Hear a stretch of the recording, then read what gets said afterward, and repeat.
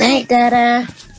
We love you. The other night, some guy, a woman that I've known for a while, asked me if you can put some boxes inside my in my storage, right? I just wanted to tell you that I love you and that I miss you and that I can't wait to see you in the morning. And so we were going through the stuff, and we really got, and there's a baby in there. Say bye, Dada. There's a baby in there. I just seen the arm, and I just know it's a dead body. It was the worst type of crime imaginable. After a lackluster attempt to hide it within a leased storage unit, the concealed body of a tiny child had been uncovered. In just a few seconds, you'll witness a dramatic scene as a terribly distraught woman slides off the couch, bends over, and appears to start praying. However, you'll soon learn that the horrendous tragedy behind this display of emotion could have easily been diverted if not for a twisted and shocking motive. Nice. Yeah. Right when I open it and I see it work, I call it dead. Where are you? It smells. It's gonna be a human. It's gonna be a human. Yeah. Just based on the smell and the appearance. So wait for Nutley. Do we know if this guy has a kid? The guy that hasn't walked? On Charles 29 report number, please. No, we literally just got here. Can you see that? Not at all. So then in this container, there's like some decomp. And that smell, you're getting the smell a little bit. Sir, is it you and your wife that you live here also? Yeah, okay. Are there cameras? There's. There. The responding officer is securing the area and awaiting the arrival of the sergeant so she can bring him up to speed. It's a baby. It is. So we have the complainant detained. When I get here, he points to a blue barrel. He's like, it's in there, and I look in this blue barrel, and there's some decomp in there and stinks. I'm like, what are you talking about? I keep checking. He's like, it's in there. I'm like, I see nothing in there. So I know what's in that bag. There's a bag in the barrel? Like, there was a duffel bag. So he's like, I used that knife that's sitting on top of the box on his car to cut open that bag. And as soon as I saw the baby's arm, I backed away and called you guys. Officers continue to secure the scene, and a chilling comment is made. I'm wondering if there's more kids in that storage. We don't know. We'll probably never find out. I can tell you that I can pull the information of his friend for the U-Haul that he drove. The U-Haul was driven by another subject? Well, that's what he said. He said that's why they came back to look tonight, because he drove all the way here from Reno with only 3 boxes in it. That'd be phenomenal. If you could get the license plate, that would be great. I'll know everything about that as soon as I can get the guy's name. We got a name of Tyler, but... No last name? Would that guy have checked in with you when he got here? No, but if I can get a roundabout of where he rented in Reno, Tyler is not a very uncommon name.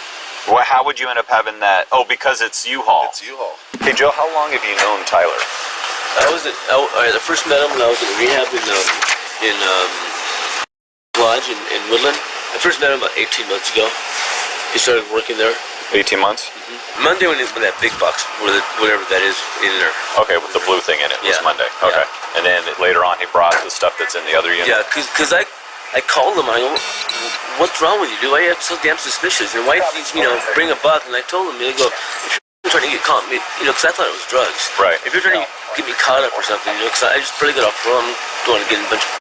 Right. And I threatened him, I go, if there's something that I find in there, or if you're going to get me in trouble, he goes, no, I promise you, there's nothing in there. Okay. But he was acting weird, though. And then to rent a U-Haul with 3 boxes, that was really weird, too. Okay. Yeah, that is weird. Yeah. Okay. And then your daughter's the one that convinced you to open up? Yep. Okay.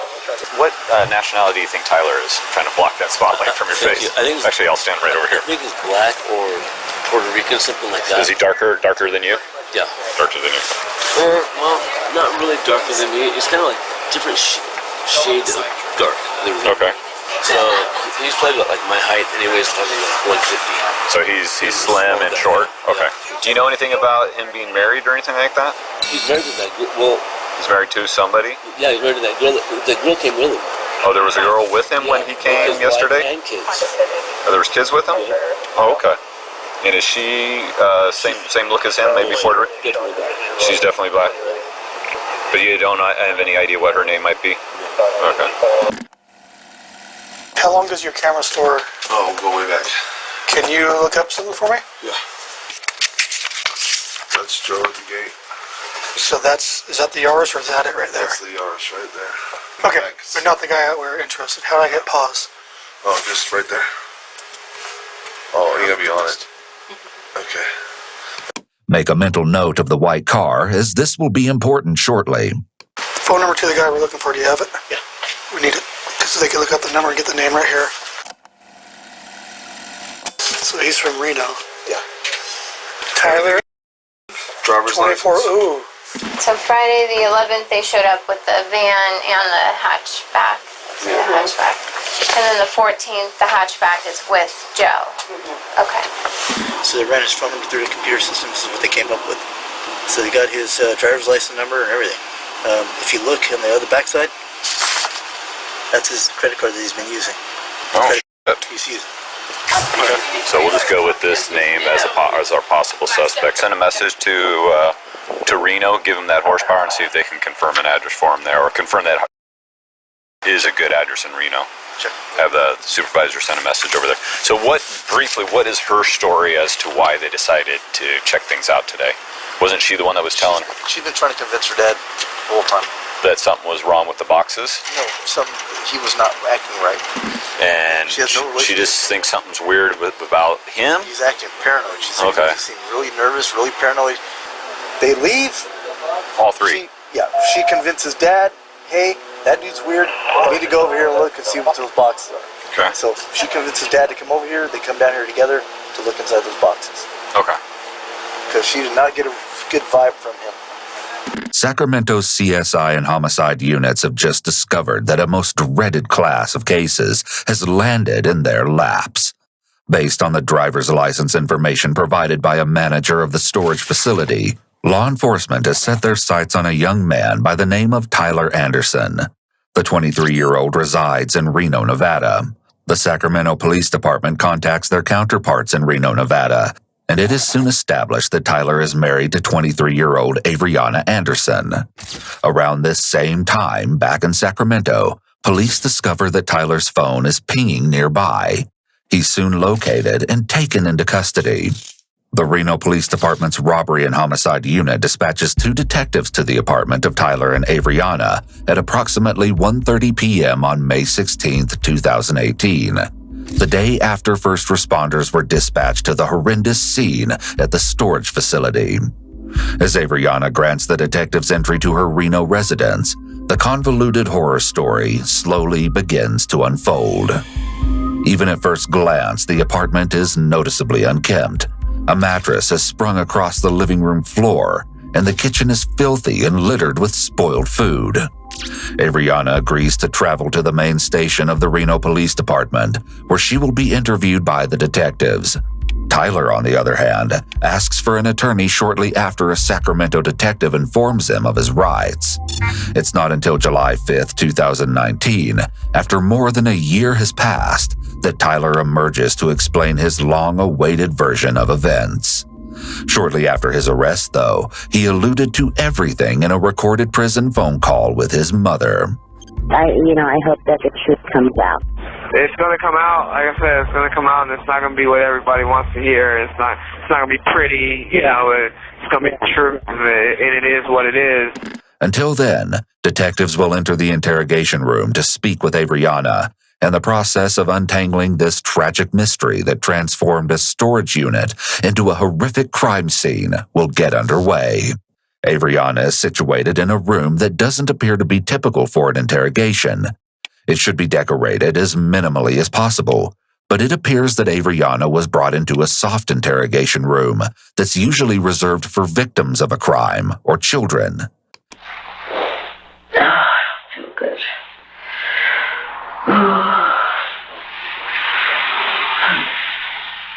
It's possible that Averyauna is aware that she's being recorded, or that someone is watching her, so she's trying to garner some sympathy before the interview has even started.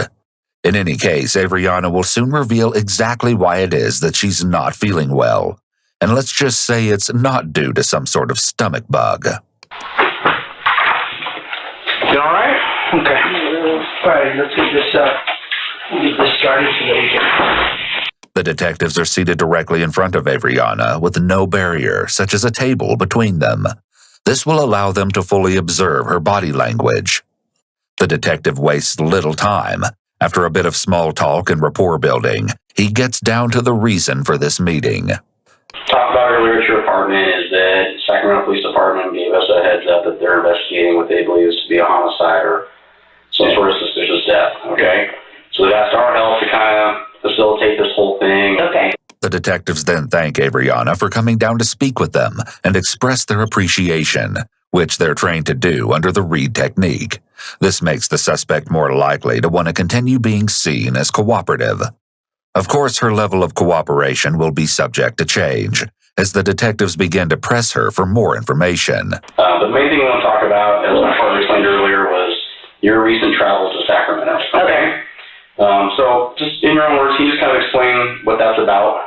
Well, we went down there, honestly, to get something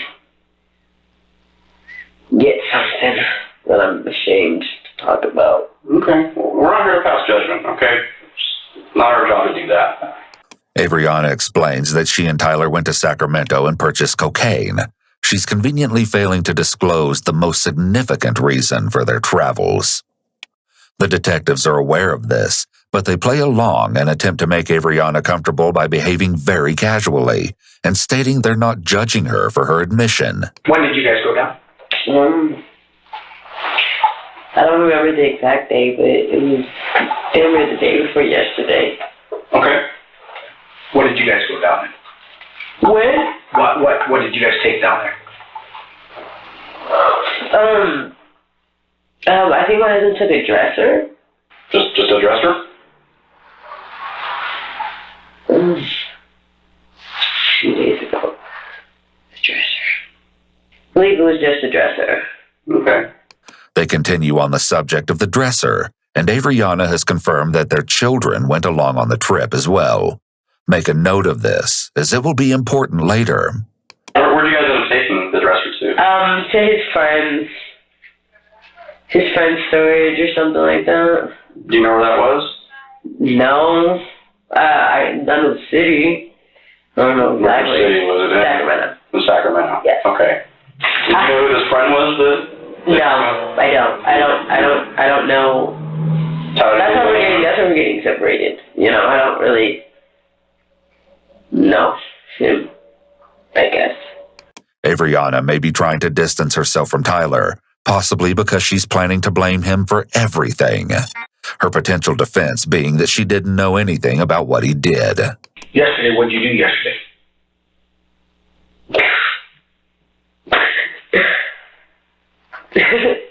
Coke. CBH. Averyauna may be trying to appear like she is being truthful and cooperative by revealing her illegal drug habits. However, her laughter before responding could be an indication that she's intentionally trying to show her indifference. She's confident that revealing her drug use won't get her in any trouble, despite revealing this information to the two detectives sitting in front of her. Can you describe the guy, this friend of Tyler's? Mexican. Okay. Then a little older. A little older than Tyler? Yeah. Okay. And how'd that go? You're meeting him. Seem like a good guy? Yeah. Okay. Yeah. Then you guys, is it his storage unit that you guys are putting it in, or is it somebody else's? Or? Yeah, I think it was his. Okay. Yeah.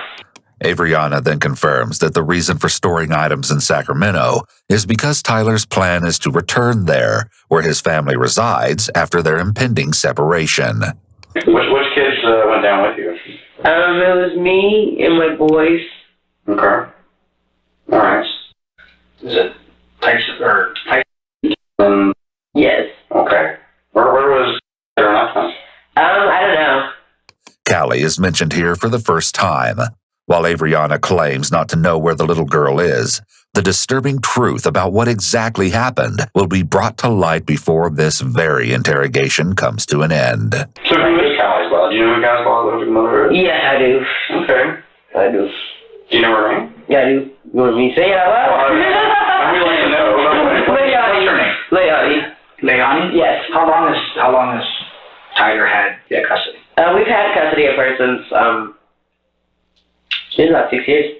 Okay. Because she's about to be 6. Oh. So since About to be 6. Since she was a baby. Yeah. Okay. She's all around, TBH. Okay. She's all Why around. do you say she's all around? Because that's the kind of person she is. Alright. She's all around. Drama? Yeah. Always drama. Averyauna definitely makes no attempt to hide her disdain for Leonie, Callie's biological mother. Tyler is more forthcoming with regards to Leonie and how their daughter Callie came to be. It's July 5th, 2019, more than 13 months after his arrest and Averyaunna's account. I was with Leonie in Sacramento, staying with Brett when she got pregnant. Just a couple months later, Averyauna came along and Leonie had already left the picture. I met Averyauna in February of 2012. Started hanging out with her. I spent my time with her. Found out that she was born in September. Told Averyauna about it. She got upset, right? We got into this big fight. So I started using cocaine, and then... At this point, Tyler violated his probation that had resulted from past substance abuse. I went to the treatment program, New Foundations. So, staying with her mom. I wasn't there for her when she was born. Tyler says that his mother brought baby Callie to meet him for the first time. Despite this normally being a joyous occasion, Averyauna was not happy about this, to say the least. You know, she wants us to spend time together. She and my mom were never... They never saw eye to eye. They never had a good relationship. So she was upset, and she was talking about the kid. So if you don't come back.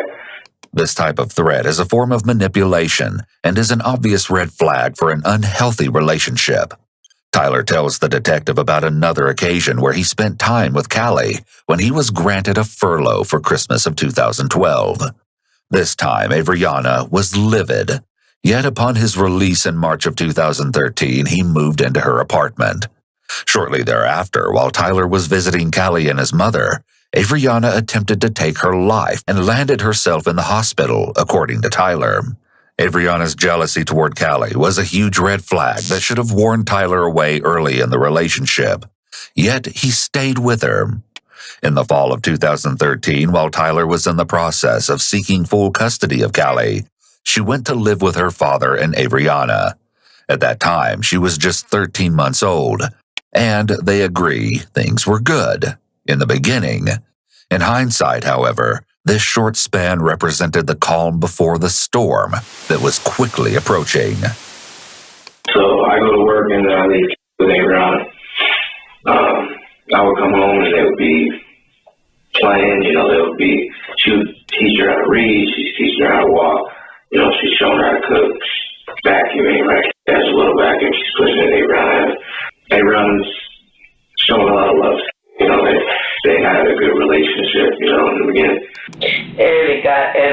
We got her, and she was just a baby. And I just remember looking at her, and I'm like, oh my God, you're so cute. And I remember the first night we got her, I cried. I was holding her, and I cried. Because I was just like, she was just a baby, and I just love babies. But she just looked like her dad, and I looked at her and I felt like I'm going to love you, and I'm going to take care of you. Averyauna presented an idea to Tyler sometime in early 2014. I think that we should get married so that we can solidify your chances of getting full custody. Naturally, she disguised the real motive behind her proposition. According to Tyler, he believed that Averyauna felt as if she was a mother to Callie and wanted to ensure she'd remain in their lives. It would turn out that this could not be further from the truth. In addition to wanting to get married, Averyauna also wanted to have a child with Tyler. His mother had warned Averyauna not to go playing house with her son. However, it seemed this was precisely her plan. A baby would further bind them together, and the already volatile situation would continue its trajectory toward inevitable disaster. Despite any trepidation Tyler may have felt, he went along with Averyauna plans. The medication that she was taking, her bipolar depression medication, was probably the reason why she wasn't able to get pregnant. So she stopped taking that before we got married in 2014. So in January, she got pregnant with. It's unknown if Averyauna gradually stopped the medication she was allegedly taking under a doctor's orders.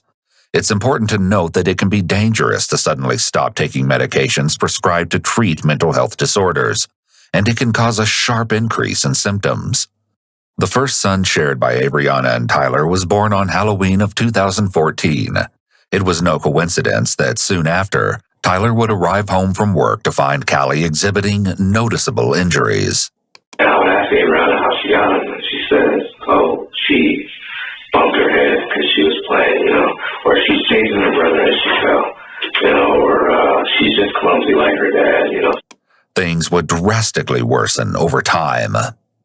Though Averyauna's story was a bit different, the ugly truth was beginning to show itself. I was raised on discipline, so if you talk back, I'm going to pop you in your mouth and tell you don't talk back. Discipline, however, should never leave a bruise on a child. Research shows that physical punishment, such as spanking or hitting, has been linked to the child displaying increased negative behaviors, including aggression. If she would do something that she wasn't supposed to do, I'd be like, okay, you're going to stand in the corner. You're 5. You'll stand in the corner for 5 minutes. Type stuff, like how I was raised. That's what, that's how I was raised. So I only go off how I was raised. Averyauna is clearly agitated. Her demeanor is confrontational and defensive. She's showing clear signs of discomfort. She's rubbing her arms, which is a self-soothing movement used by individuals who are beginning to experience increased anxiety. Tyler places blame for the abuse on Averyauna as the primary caregiver.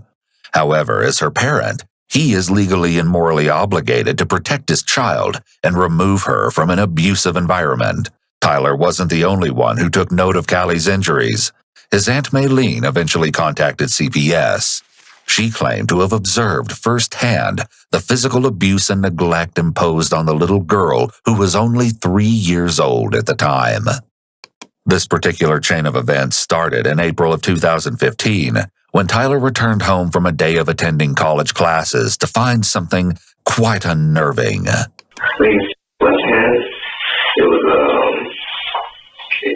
Saran wrap. It had olive oil and Vaseline on it. It was a terrible sight. Callie's tiny hand had been badly burned. When Tyler allegedly inquired as to how the injury had occurred, Averyauna claimed that the water was too hot that morning when she had washed Callie's hands. The explanation was completely implausible. It wasn't an honest mistake, but rather an intentional, cruel act. Averyauna tells me, because her and my family are at odds, right, always. They're on and off, on and off. So she tells me that I have to tell my family that it was my fault, that I was the reason, because if I don't, then they already think that she's mean to Callie. So they're going to think that she's abusing her, right? They're too nice, they're too soft to their kids, they're too weak, right? Things like that. So we go to a get-together, maybe it was the 4th of July, maybe, and then, my aunt asked about her hand injury, and that's when I said I was mopping, and then I came in and put her hand in the water and got burned. Not surprisingly, Tyler's Aunt Maylene didn't buy his story. Not at all. A few months later, at another family gathering that occurred on October 10th, Maylene, along with other relatives, were stunned when they observed that Callie appeared to have lost a significant amount of weight since the previous time they'd encountered her in July. According to Maylene, Callie was seen devouring food, even eating off plates that belonged to others. That was when Maylene contacted CPS. In mid-October of 2015, CPS met with Tyler and Averyauna in their home. True to form, Averyauna asked Tyler to accept blame for Callie's hand injury yet again. CPS comes, I tell them the same thing, I was mopping, and then put her hand in the water, and then I looked up how to heal a third-degree burn, right? Did everything I said. She was good to go, no pain.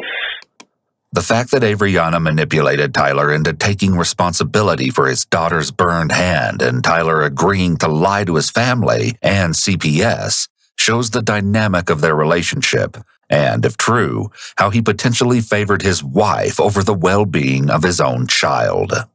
In addition to the concerns about potential abuse, Tyler's family also worried that Callie wasn't being fed.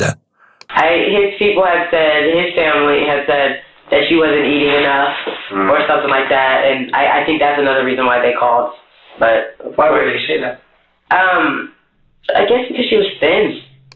But thin was an extreme understatement. What was the end result of them checking on you, Everything was fine. They closed the case. They closed the case because she clearly wasn't being abused. You guys can't judge a book by its cover. You know, just because I'm depressed doesn't mean I'm abusing my daughter because she's disciplined. And that's what I told the CPS people. Okay. They talked to her, looked at her, checked her. Of course, everything was fine because I'm just disciplining her. I'm just little pops, okay? You know, you guys are making it seem like I'm punching her or what about me? No, not you guys. His family. You know, they were making it seem like, oh, I was abusing her. Oh, she's depressed. Oh, we need to send CPS over there. You know? So that's how that went. It's typical drama. Yeah. You know, 2 days after, so CPS ends up leaving, you know, they say, okay, we don't see any signs of abuse, you know, because it was always loving to Averyauna, you know. So they thought everything was normal. Actually, the report described the findings to be inconclusive. It also stated that the concern was that Tyler and Averyauna were using excessive or inappropriate methods of discipline. The report hit the nail on the head, yet CPS dealings with the Andersons were discontinued. Things were building towards a horrific end in the time that followed. Still, Tyler gives more insight into the terrible things that were going on behind the closed doors of that apartment. Of course, he refused to put any blame on his own actions. There was the time that Averyauna allegedly flew off the handle for no apparent reason and kicked him and Callie out of the home late one night. According to Tyler, this was a common occurrence. You know, she's screaming outside the house, you know, get out, don't ever come back, you know, take your dumb ass baby with you. Of course, it must be noted that Tyler was well aware of this type of name-calling. A record of text messages within the lead detective's narrative confirms this. He continues with details of physical abuse Callie would encounter at the hands of Averyauna. She would use belts, she would use wooden spoons, she would use brushes and combs, you know, she wouldn't stop, you know, I'd have to stop her, you know, it's like, and Averyauna would say that she's, you know, she pushed her brother, she punched her brother, she hit her brother. I told her that you can't use objects because you don't know how hard you're hitting them, you know what I'm saying? It's like, you're not supposed to be your kid's friend. I mean, you can be your kid's friend, but you're supposed to be their parent first. Sure. She had the belt, and then I get in front of her, and I'm holding Averyauna back. You know, she's trying to climb over me to get to and she's telling me, you know, you always save her. You know, you can't always save her. As time went on, the cruel acts Averyauna inflicted upon Callie continued to increase in severity. Tyler tells of one particular evening when he arrived home from work and encountered what could only be described as a terribly distressing sight. And yet the question why is still left unanswered for now. I go to the bathroom, right? And she's in there, and she saw me in Maverick's cage. Note that Maverick is the alleged family dog that Tyler claimed Averyauna wanted, then left his care solely up to Tyler. He was kept in a kennel in the main bathroom at the Anderson apartment. Apparently, this was the alternative to imposing other physical abuse on Callie, since Tyler had allegedly told Averyauna not to use her hands or objects as punishment toward Callie. You know, and the first thing I do is get her out of the cage, you know. What is she doing? She's not crying. She's not crying, and she's not hurt, she's not bruised, right? What the hell is she doing in this case? Averyauna said that, she pushed her brother. Tyler appears to be hiding his eyes, which could be an indication of deception. Or it may be that he doesn't want to see the detective's reaction to what he is divulging. His claims concerning Averyauna's behavior suggest she is unstable and impulsive. This may indicate the presence of a personality disorder, as this extreme behavior suggests that Averyauna lacks empathy and remorse and has a poor moral conscience. Ultimately, we see that the abusive behavior continues to head in a tragic direction. The detectives return to a troubling issue, which they glossed over previously: Callie's unknown whereabouts. Is that normal for her to be gone this long a time? I sort of, because she would stay with his mom, and stuff like that. Contrary to Averyauna's claim, it's known that Callie never stays with Tyler's family. Things are beginning to become problematic for Averyauna. They shift to Tyler and his involvement, or lack thereof, in the household, as he has been working 2 jobs. What were those normal working hours usually? 10 to 9, 10 to 8, 10 to 7. Okay. Like that. The fact that Tyler is away from the home for so many hours of the day casts doubt on Averyauna's claims that he was the primary caretaker of his daughter. Things just aren't adding up. When did you actually last talk to Tyler? Today? Well, right. So it was 1? Averyauna called Tyler around 1 earlier that afternoon. She'd just woken up. It just so happens that she was sleeping off her most recent round of cocaine. And you asked him where he was at that time? No. No? Just didn't care? Or? I was half asleep, TBH, so I was like, I really just wanted to go back to sleep. Did Tyler ever tell you when he was come back home? I don't know that. I feel like that probably he could have been going to get her. Okay. Did you see where he was going to get her from? No. But detectives know that was definitely not the case. As they seem to have hit a wall, they light a little fire under Averyauna. We just got more. We got a phone call and we got some information, more information. They're talking to Tyler. Okay. Your daughter, she wasn't at somebody else's house. She was at your apartment this entire last week and this entire time since you guys have moved here. Okay. Yeah. So she's living with you guys, right? It's the 5 of you. But she doesn't seem fazed. Despite their questions, the detectives already know the child is deceased. What they don't yet know, however, is what caused her death and to what extent Averyauna was involved. They also need to determine the disturbing motive behind the death.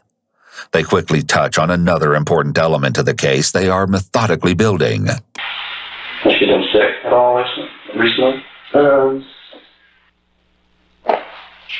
not that I know of.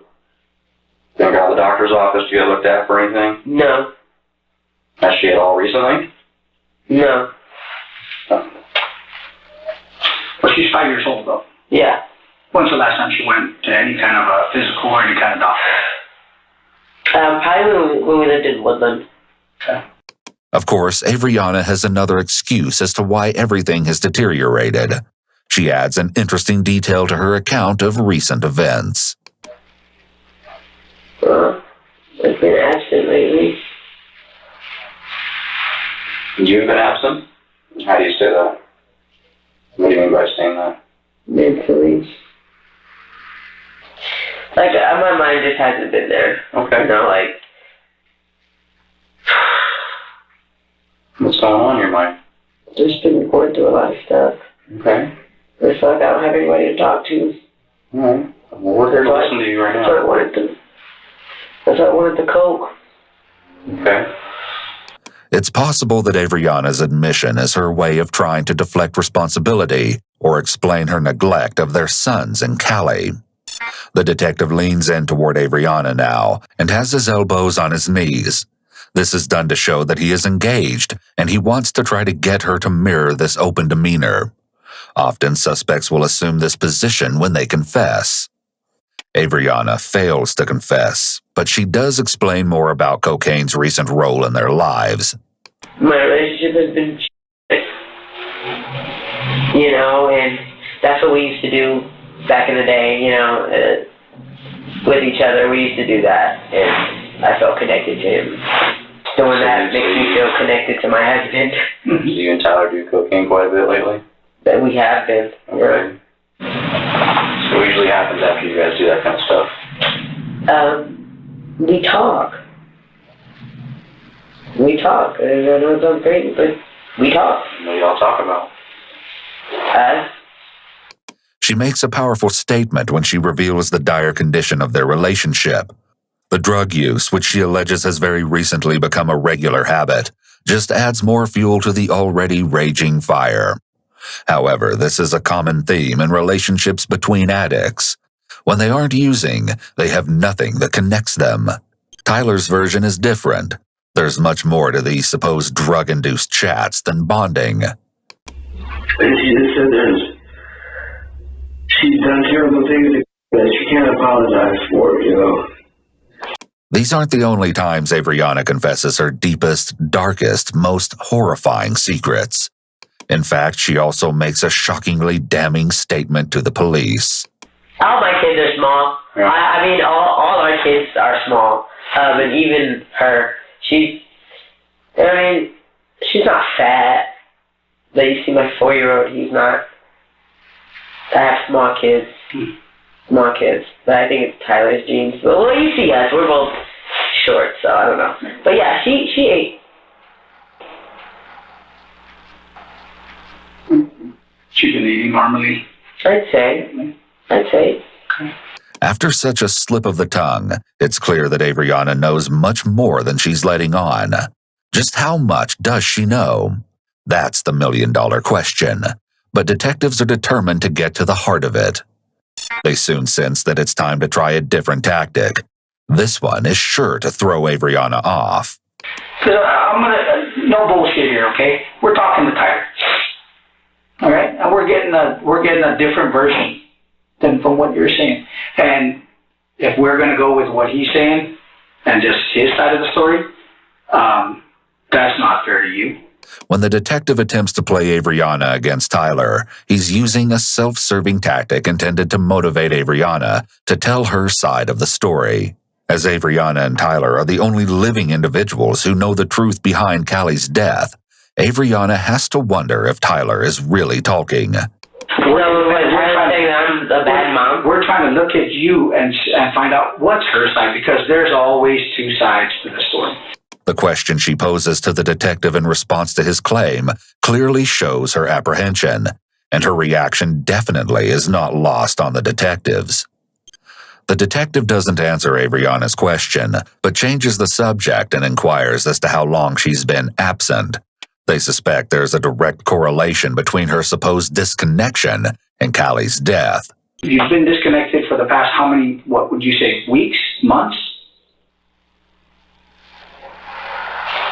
Probably longer. Okay. Well, I see you counting with your fingers. Yes, So there's something significant that occurred, or something significant, or something where you're gauging it with your fingers, like, okay, since this time, it's been this many months. So what is that? How many months? Really, probably after I had my son. Okay. Averyauna and Tyler's second son was born the previous October, 6 months earlier. It seems those last several months were quite a whirlwind. A new baby in addition to 2 other small children to care for. And all the while, balancing a dark secret. Detectives are starting to make some headway. Averyaunna's story has suddenly changed. Now she claims that over the past few months, Callie has been complaining of stomach pain and was vomiting roughly twice a month. Of course, she wasn't taken to a doctor for any type of evaluation. Dang, I like the home remedies. What kind of home remedies would you try? I don't know, what was on there. What was on the internet, I guess. Okay, so what did you try from the internet? As far as her throwing up, watching what she ate. Tyler takes us to the month of April, just a few weeks before police were dispatched to Joe's storage unit, and gives his account of Callie's recent health issues. You know, she looked up a lot of stuff online, and she said, I'm a family doctor. I take care of my family. I'm a stay-at-home mom. That's what I do. I can figure it out, right? So, how are you disconnecting yourself? How do you disconnect yourself from? I just let everybody else deal with her. I'm just like, okay. Like, I just feel tired. Mm-hmm. But with you being disconnected, do you think that's part of her health not doing so good? To me, being the reason for her health, I guess so. The detectives are now establishing and getting on record Averyauna knowledge that Callie had potentially developed an illness recently, and Averyauna did nothing to help her. And obviously, there was no home remedy that could save Callie. The detectives apply more pressure as they confront Averyauna. They've grown tired of going around in circles with her. So, an important question too, like we've asked, and we'll ask, we're going to ask you, where is your daughter? I don't know, honestly. Well, here's the thing. You told us, earlier, Tyler took her to his people, okay? We know that's not the case. Okay? How do you know? We know.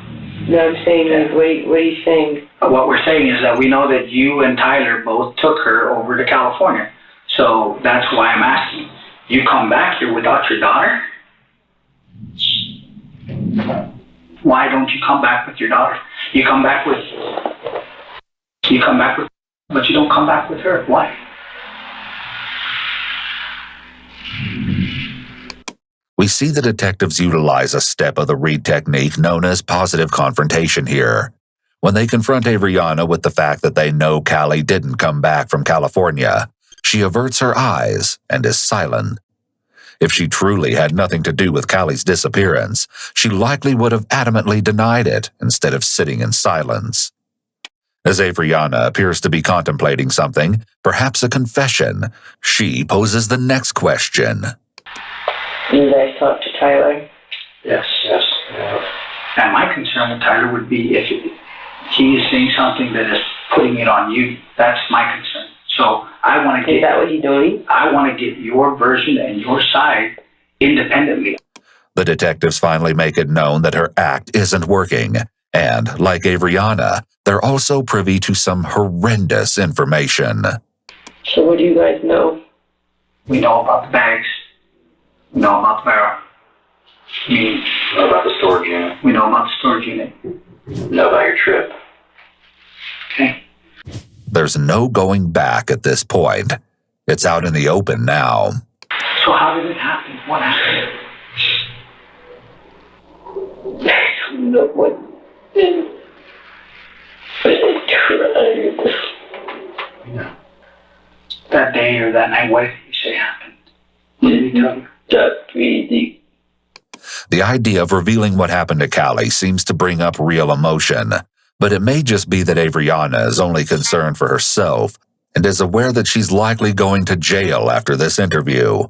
The latter is a more likely explanation given her demeanor up to this point. It's also likely that she's thinking of her two biological children, as she knows she's at risk of not being able to see them again. Whatever the explanation may be, we'll finally hear two accounts of the recent events surrounding the death of little Callie.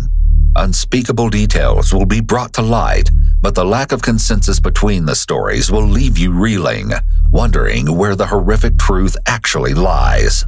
Please be forewarned, the details you're about to hear are quite disturbing. I come back in at 5, around 5.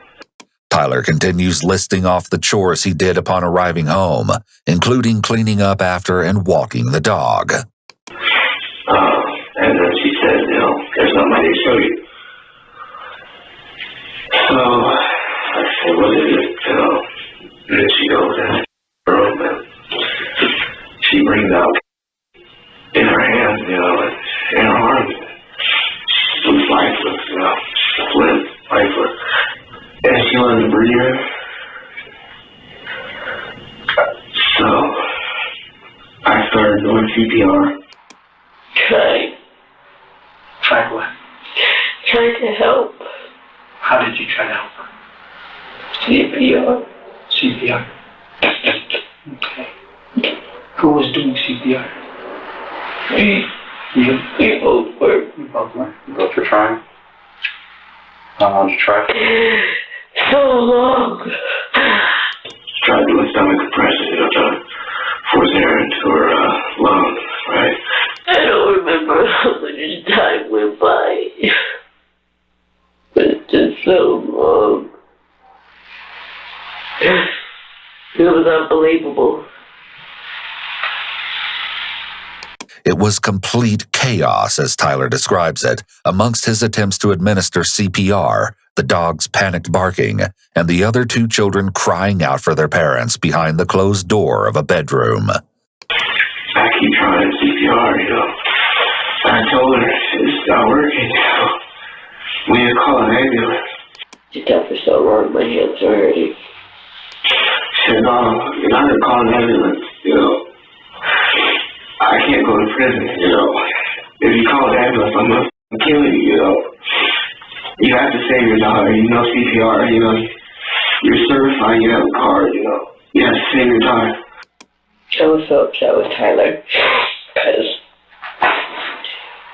Because he said he knew CPR. He said he knew CPR. You'd always talk about, oh, yeah, I got my CPR card or whatever. Did you call anyone? Call 911? Why? Did you call like family or friends? Why not? So I grabbed my phone. I said, I'm going to call the ambulance, man. I can't help her, you know. And she snatches the phone from me. She throws it at the pantry or at the wall right next to the pantry, whatever. It hits the floor and it's... Tyler then claimed that he attempted to leave the apartment to seek help from a neighbor, but Averyauna blocked the door and prevented him from leaving. My heart's beating out of my chest, you know, and I'm just talking, you know, please breathe, you know. Please just breathe, you know. If she's not breathing, it's not working, she's not responding, she's not talking, you know. Her eyes are open, but she's not blinking, you know. I don't know how much time passed, you know, between that and, when I stopped, maybe it was an hour and a half, maybe it was 3 hours, I don't know. It was too late. Eventually, you know, I put my ear to her heart, you know, I thought I heard her stop beating, you know. She was dead, you know, I don't know. There was just a lot going on, but she was dead, you know, and I'm holding her in my arms, and she's dead, you know. And they started, you know, crying. Saying that I let her die, you know, I couldn't save her. That was my fault. Averyauna stepped away and checked on the other children at this point. So I go, and I have a duffel bag, I put it in the duffel bag. Who took care of that? Not me. So you didn't put her in the bag? Mm. Did he tell you what he was going to do? Averyauna had tended to their boys while he'd placed Callie in the bag. After they were settled, she went to the bathroom to smoke. Maverick's in there, and she called me in there. So kind of walk us through what was the game plan? Or what did you guys come up with? It wasn't really a plan. She's asking me, you know, what are you gonna do, Tyler? What's your plan, you know? This is your fault, you gotta fix this. I told her, I need to tell somebody, you know, I need help, you know. I need help, and she said, no, you're not gonna tell anybody. If you tell somebody, her brothers are gonna get taken away, you know. This is God's plan, you know. Though Tyler and Averyauna both allege that there was really no plan to handle the situation initially, the efforts to cover up Callie's death commenced immediately. They began by removing evidence from their home, including the rug where Callie laid during the alleged CPR and a sweater of Tyler's that he placed over her when it was confirmed that she was dead. So Averyauna says take the stuff and throw it away somewhere. And she's not going to allow me to stay because she doesn't trust me. You know, she thinks I'm going to call the police on it. So she said, you have to come with me so that I know that you won't turn me in, you know. To make matters even worse, they had the audacity to leave their infant and toddler sons alone in the apartment. In addition, Tyler has admitted to committing the crime of tampering with evidence by disposing of the items in a dumpster. The horror continued in the days following Callie's death. Tyler asserts that the day after Callie died, Averyauna had devised a plan to cover it all up. And as you're about to hear, it's absolutely diabolical. She wants to go to California, and she wants to burn the body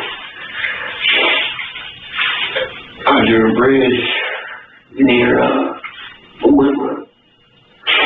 And I told her, no, you know, I'm not doing that, you know. And she said, remember what I told you last night, you know, I'm doing this my way, and if you get my way, I'm going to kill you, you know. I'm not going to prison for this. I'm not losing my sons, you know. I didn't think I was safe. I didn't think my sons were safe, you know. Tyler is rationalizing his behavior, but his claim about how he didn't feel that he or his sons were safe doesn't fit with going along with Averyauna's plan to get rid of the child's remains. If you found that plan disturbing, you'll be appalled at Averyauna's ideas that came next. And then she said, matter of fact, I should just put the bag in the Sacramento River, you know, leave it on the train track, you know. Then she said no, because even if she gets ran over by a train, they can still identify her, you know. So she said no, I'm just going to burn her body, you know. The thought that Averyauna allegedly concocted such barbaric ways to dispose of Callie's body is beyond comprehension. She even devised a morbid plan to ensure Tyler wouldn't abandon her or turn her in during the interim between Callie's death and her body being left at the storage unit. I dropped him at the house. I tried to take the duffel bag back inside, and she said no. You're not putting that in my house, you know. You're going to keep that with you. You know, so that if you try anything, I'm going to be able to call the police and tell them that you have a body in your trunk. Back in the trunk, in the duffel bag. Is that you keep the body and you go to work? She tells me that's her, I'm guessing that's her version of having leverage on you, right, but not call the police. You know, you got a complete and ample opportunity to do so. Is that correct? That's correct. Okay. Well, she stays at home and is keeping her kids hostage. Is that how you're looking at it? Right. Callie's body remained in Tyler's vehicle for more than 2 weeks. Apparently, Averyauna had poured carpet deodorizer over the receptacles that held her tiny body. She tell you why she did that? So that it wouldn't smell. Okay. Did that work? No. The sickening situation was taking its toll on Tyler. At least, that's his claim. She saw Averyauna you really something? Yeah, and she said, no, you're not. You're going to get it in so that you can get accident, so that I can put the body in accident. Tyler followed through and got the bin. He explains what came next. All this animosity, just trying to relax. Just trying to buy time. And what did you come up with? I'm going to contact somebody who I know will know that something's wrong with me. Joe Garcia knew, because he knew me. He could see something was wrong. I asked questions that raised red flags so that he would start to say something's going on. That's the only thing I could come up with. That's a huge risk to take, huge gamble. I mean, again, I'm not the what-if police here, but had he not, what's the plan at that point? I just had a strong belief that he would. Tyler's story continues along the same illogical path it's been traveling down. The detective asks why Tyler went back to Sacramento on the day after Callie's remains were located in Joe's unit. Okay, but what's your reasoning for going down there on the day you got in custody, okay? Like, Don't get caught. I had a strong feeling that he would look at night or the next day because of the breadcrumbs that I'm leaving, right? The suspicions I'm raising. His daughter's worried, right? She's there, so she's wondering what the hell's going on. So I knew that he would look. I just knew he would look. so you were counting on being caught that day? Yeah. Tyler portrays himself to be a victim of the situation, but it's clear that he was deeply involved. After all, starvation doesn't occur overnight. In fact, the CPS investigation confirms that there were concerns about Callie having been malnourished years before she died. Evidence is clearly suggesting that this was no accident or illness, but rather a calculated plan. In addition to information detectives obtained from the CPS report and the interrogations, 2 compelling accounts from witnesses emerged. Both revealed the horrifying true story about what actually happened to Callie behind the closed doors of Averyauna and Tyler's apartment. It all began when Jayla, an old friend of Averyauna''s, traveled to Reno for a visit in early December of 2017. So Averyauna would get with Jayla and start to drink, and they call me in the middle of the night, not in the middle of the night, like 11 p.m., 12 maybe, to come pick them up, take them back home. Jayla sleeps in the living room, and then Averyauna and me are in the bedroom. Is that it? Yeah. Except Tyler left a few important elements out of his story. Jayla's telling investigators that she saw your boys in the apartment, but she never saw you. Where was he at? Was in her room. Okay. She has Averyauna. Averyauna told her she was at daycare. Tyler is likely rubbing his foot in an attempt to release nervous energy. He's feeling uncomfortable about discussing where Callie supposedly was during this visit. Where was the dog at? The dog was in the cage in the bathroom. Okay. Did you let her see the dog? Because we just got it, and he was not very friendly at that time. However, it just so happens that Averyauna had described the family dog quite differently. Did you give the kids? Oh, yeah. Maverick? Not a vicious dog? No, he's not vicious. Not at all. Not at all. Sweetest little boy. He's so sweet, but he gets on my nerves. Gosh. Tyler's claims that they kept their dog caged within the bathroom and that it was never seen or heard by a house guest isn't plausible. The detective digs deeper into the issue of Callie's whereabouts during Jayla's visit. At the time that you were at the apartment, Tyler, did you ever let her out of her room? I was sleeping. At all hours of the day? When I was there. But Jayla stayed the night, right? Yeah, she left in the morning. Okay. It was roughly 1 month after Callie's body was found that Jayla spoke with the detective. Her story was chilling. Jayla stayed at the apartment for only 1 night, but it was more than ample time to observe that things were terribly wrong.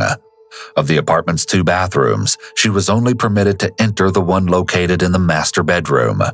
The other bathroom was strictly off limits, as Tyler and Averyauna were housing their vicious dog Maverick within the confines of its walls. At least, that's the excuse Tyler and Averyauna had concocted, according to Jayla. It's interesting to note that this completely conflicts with Averyauna''s previous statement, that Maverick is the sweetest little boy and great with children. Jayla never saw the dog nor heard noises from him while there. She also never saw Callie, but did see Tyler and Averyauna''s little boys, whom Averyauna doted on. Jayla attested to the fact that Averyauna harbored hatred toward Leonie due to the pure and simple fact that she had given birth to Callie. Tyler, having gained custody of Callie, wasn't enough. In her efforts to deprive Leonie of merely watching her little girl grow up from a distance, Averyauna forbade any posting of pictures and videos of Callie on social media. This behavior Jayla describes as definitely consistent with the idea that perpetrators of domestic violence often show very jealous and possessive behaviors, evidenced by her feelings toward Leonie. During Jayla's short visit, the 2 also met up with Tyrese, an acquaintance who had attended high school with both women. The detective caught up with him several months later in January of 2019, and boy, did he have a scandalous story to tell. He told officers that he and Averyauna allegedly engaged in an affair from December of 2017 through February of 2018. Tyrese estimated that they had secretly met more than 20 times at Averyauna and Tyler's apartment. Part of his story mirrored Jayla's. He, too, was forbidden from entering the main bathroom. Averyauna's excuse at this time was that it was dirty and messy. Unlike many of her other statements, this particular one held some truth, based on the condition of the apartment when the detectives arrived to speak with Averyauna. Tyrese stated that he witnessed the two little boys in the apartment during his visits. However, he never saw so much as a trace of Callie. According to Averyauna, she was at Grandma's house. Of course, we know this to be a lie. Evidently, Tyrese had been following the media's reporting on the case. At one point during his interview, Tyrese broke down stating, "She did that. That is so wrong. The did that for so long. She would not let me in that room." With these two witness accounts in mind, there is a strong possibility that Averyauna and Tyler kept Callie imprisoned within the main bathroom. Maybe they sedated her with medication so she wouldn't cry and couldn't be heard by Jayla or Tyrese. It's also a possibility that Callie was so sick due to being chronically malnourished that she wasn't physically able to yell or cry, and Averyauna and Tyler didn't want anyone to bear witness to her alarming physical condition. In addition to neglect, Callie's subjection to cruel, relentless abuse was, sadly, the only life she ever knew. Shortly after Callie's death, Tyler reveals that he and Averyauna used cocaine, during which he alleged Averyauna revealed her deepest, darkest secrets and the truth about Callie's death. She would, because I would call when I would be at work when we're staying out here. I'm working 2 jobs, I'd call, talk to my kids, because I miss them. I hardly spend time with them. And she said that she would leave in her room, and when I called, she would go in there, and she'd give Callie the phone, and I'd be on speakerphone, and she'd be telling me what to say to me, that she's playing with her brother, and that she's eating, that she's watching TV, and Averyauna said she would have her live, and she would leave her in there. Leave her in where, I'm sorry? In her room. And then, she said, she would cry out for you. And Averyauna would go in there and tell her, your daddy doesn't love you, Nobody loves you. The person that gave birth to you doesn't even love you, Your daddy doesn't love you, and if he did, he'd be here with you. So shut the f up, She would close the door on him. This gut-wrenching account of emotional and verbal abuse would be extremely damaging to a child. Callie likely felt very isolated, as if she was an outsider. And she said that, when I would find bruises on her in Woodland, and Averyauna would say she bumped her head, or, she fell, or she was playing with her brother. Averyauna said that she would be physically abusing her, and she would make her lie to me. And she would put frozen vegetables. She would put frozen vegetables on her to try to make the bruises go away before I get home, but she would cover them up. It's possible that Tyler knew about the abuse the whole time, but is claiming that he only found out the true extent of it after his daughter had died, as he may think that makes him less responsible for what happened. Yet the detective shows Tyler a sequence of photos that will make it even more difficult for Tyler to plead ignorance to the horrors that were occurring inside the home. This was a living situation. The weeks after death. Are you saying, was it like this? Yeah, was it like this? No. Was it like this when you left that morning? Wasn't this bad? No. So there a reason why this piece of furniture is blocking the bathroom? That was in her room. And I moved it out when she was cleaning everything out. So, there's all kinds of empty cleaning product bottles in the bathroom across from the room. Was this used to kind of... That's to clean up my dog's messes. All that bleach and cleaning shield, that's for the dog? Yeah. Okay. The reason why there's all this food and... For the dog. The donuts were for the dog? Yeah. Pizza for the dog? Yeah. We ran out of dog food. At any time, was in this bathroom and that food given to her? No. In that fashion? Not that I know of, no. Not that you know of? No. There are photos of Callie's clothing and few belongings that have been left in the bathtub. Can you tell me about this? I don't really understand. She put it in there to leave for storage? I don't know. I mean, were you going in the... You said you take care of the dog every day, right? Right. You go in this bathroom where the dog crate is, and the dog is in the crate every day, correct? Mm-hmm.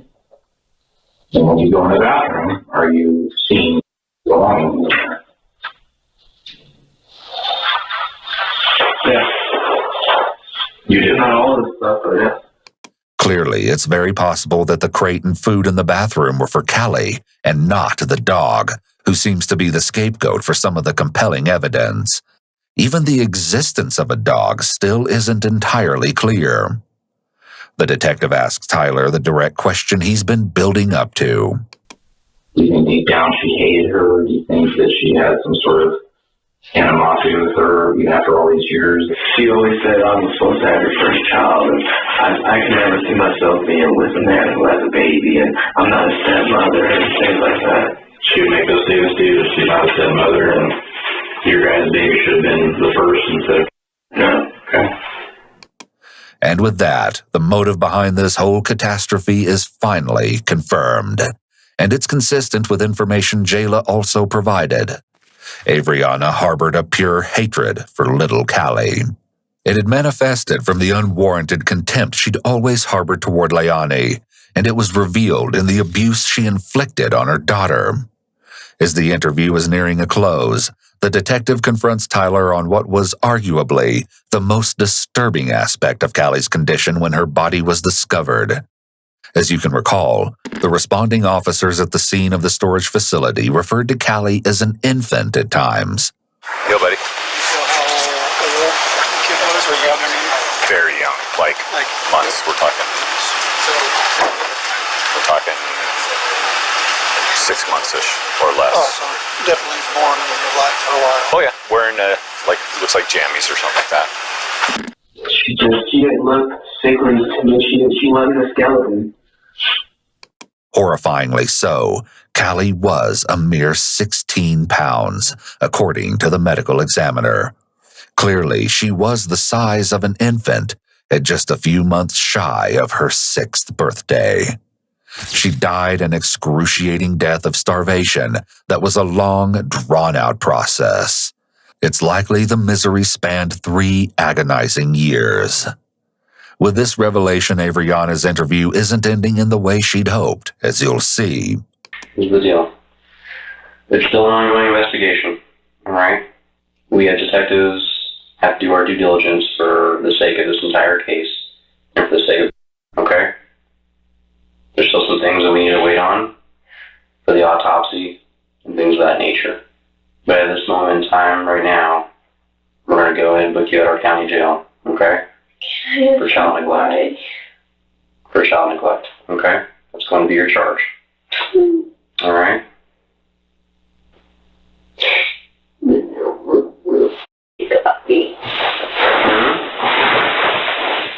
What's that? Just want to die. Just not run away from my kid. What did Tyler say? I don't know all that he said, okay? Start out waiting for what he said to the other detectives down there, okay? He can tell you guys. I don't deserve to go to jail for this.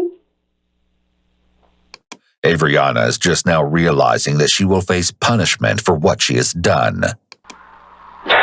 Oh, God, what did I do to deserve this? What did I do, God? I've done everything that you've asked me to.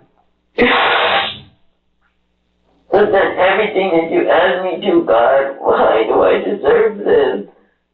Not once in all the hours of interrogation did Averyauna show this kind of remorse for Callie. This emotion is only for herself. In the end, there was a small semblance of justice for the little girl whose life had only consisted of suffering. Tyler eventually gave up on his claims of ignorance and reverted back to his original story. He pleaded guilty to second-degree murder and was sentenced to life with the possibility of parole after 10 years. Averyauna Enoch, formerly Anderson prior to the couple's divorce in August of 2019, had a different outcome. She stood trial in late July of 2021 after a judge rejected her proposed plea agreement. On August 5th, she was convicted of first-degree murder and was sentenced to life in prison with the possibility of parole after 20 years.